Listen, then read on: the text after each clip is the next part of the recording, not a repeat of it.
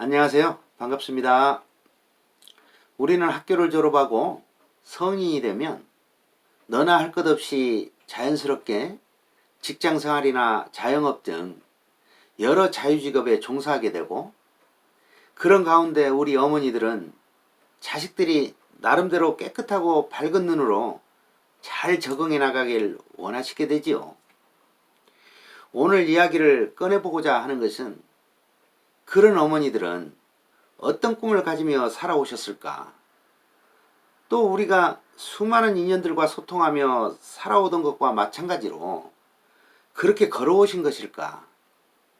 우리 어머니들의 꿈은 달랐을까 하는 겁니다. 아마도 우리가 각자의 자리에서 인생을 살아오듯이 어머니들의 삶도 그리 하셨을 것이라 생각을 합니다.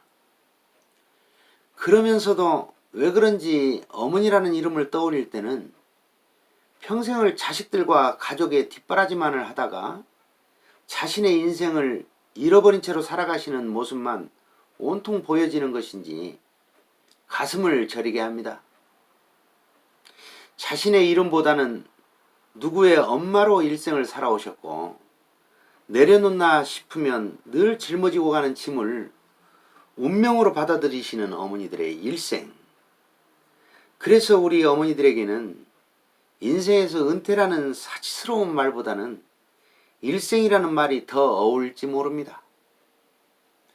아이가 둘 이상인 집의 엄마들은 대부분 아이들 싸움 말리느라 하루가 다 간다고 합니다. 하루 종일 아이들끼리 서로 싸우는 통에 지쳐버리기 일쑤지요.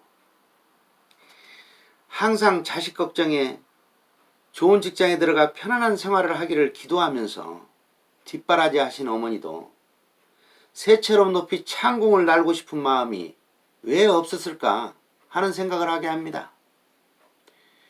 우리는 그런 어머니와 함께 하면서 얼마나 위로하고 살아왔을까요? 우리는 항상 아픈 마음만 이야기했고, 당신의 속마음은 한 번도 드러내 보이지 않으셨습니다. 한없는 사랑만을 품고 계셨던 우리 어머니들, 그런 어머니는 항상 아프시지도 않고 늘 곁에 계실 줄만 알았죠. 철없이 어린 시절 식구들 밥상을 방에 차려놓으시고 부엌에서 혼자도 드셨고, 어쩌다 고기 반찬을 올려놓고선 왜 안 드시냐고 물으면 응 그래 원래 나는 안 좋아해 하시던 모습. 그래서 정말 안 좋아하시는 줄만 알았습니다. 함께 살아온 시간만큼 가끔씩 그 추억을 꺼내 서로 얼굴을 바라보면서 웃을 수 있고, 이때 생각나? 맞아 그때 그랬지 라며 이야기 나눌 수 있는 그런 어머니가 지금 곁에 있다면 참 좋겠습니다. 독수리는 새끼가 스스로 날 수 있을 때까지 높은 둥지에서 땅으로 떨어뜨리고 받는 훈련을 거듭한다고 합니다. 어미가 높은 곳에서 떨어뜨리는 방법을 선택한 것도 결코 쉬운 결정은 아니지만 생존의 방법이었기에 훈련을 반복한 것이겠지요. 독수리는 그렇게 떨어지면서 공포가 밀려오면 쏜살같이 날라와 받아주고 다시 떨어뜨리기를 거듭하다 높은 창공을 날게 된다고 합니다. 온통 관심을 새끼의 훈육에 신경을 쓰는 독수리의 모습에서 사랑을 느끼게 하지요. 독수리의 지혜는 또 다른 곳에서도 발견할 수 있는데요.